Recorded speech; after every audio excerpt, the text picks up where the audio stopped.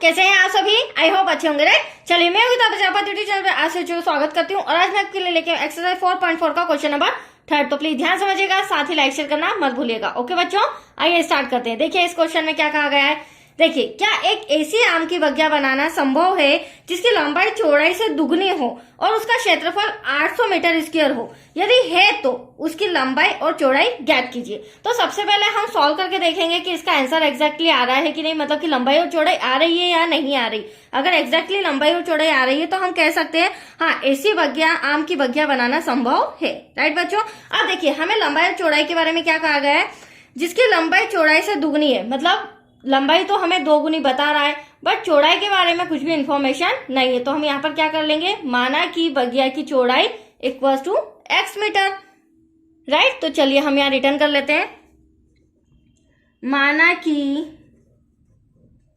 बगिया की चौड़ाई equals to x metre. Right बच्चों, अब चौड़ाई तो हमने मान ली, लंबाई हमें क्या दे रखी है, दुगनी, तो 2x हो जाएगा, तथा लंबाई इक्वल्स टू चौड़ाई की 2 गुनी, तो ये 2x हो जाएगा। अब बगिया का क्षेत्रफल भी हमें सम के अंदर दे रखा है। बगिया का क्षेत्रफल इक्वल्स टू 800 मीटर स्क्वायर।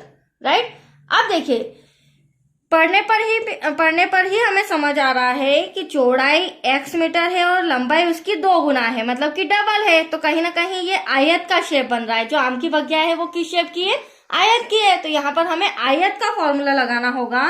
तो आयत का क्षेत्रफल इक्वल्स टू, जो कि हम छोटी क्लासेस से पढ़ते आ रहे हैं, क्या होता है, लंबाई इंटू चौड़ाई।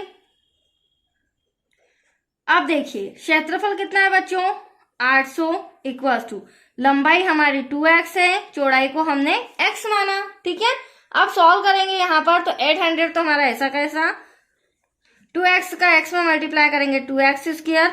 अब ये जो 2 इंटू का है कहाँ आ जाएगा, डिवाइड में आ जाएगा इस तरह से, इक्वल्स टू x स्क्वायर।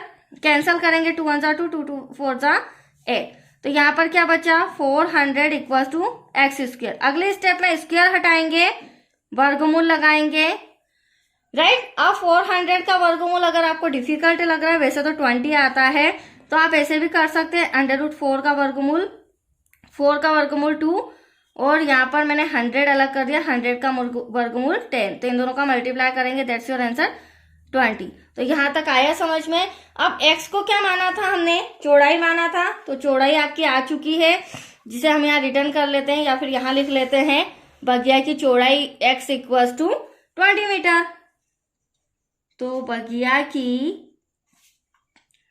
चौड़ाई x equals to 20 metre. Right, अब हमें लंबाई निकालना है। तो लंबाई को हमने क्या माना था, 2x, मतलब कि 2 गुना माना था। तो यहाँ पर क्या हो जाएगा, 2 ब्रैकेट में आ जाएगा 20, जो कि मल्टीप्लाई में है, 2 2 4 40 मीटर। That's your answer. तो आप देख सकते हैं चौड़ाई भी एग्जैक्टली आ गई और उसका 2 गुना लंबाई भी हमारी एग्जैक्टली आ गई। तो अब हम कह सकते हैं हाँ, इस तरह की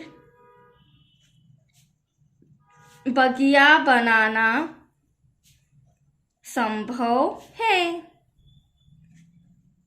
तो आया आपको समझ में बच्चों? चलिए ये सम भी छोटा सा था जो कि कंप्लीट हो चुका है। तो चलिए आज के लिए इतना ही। Okay, thank you.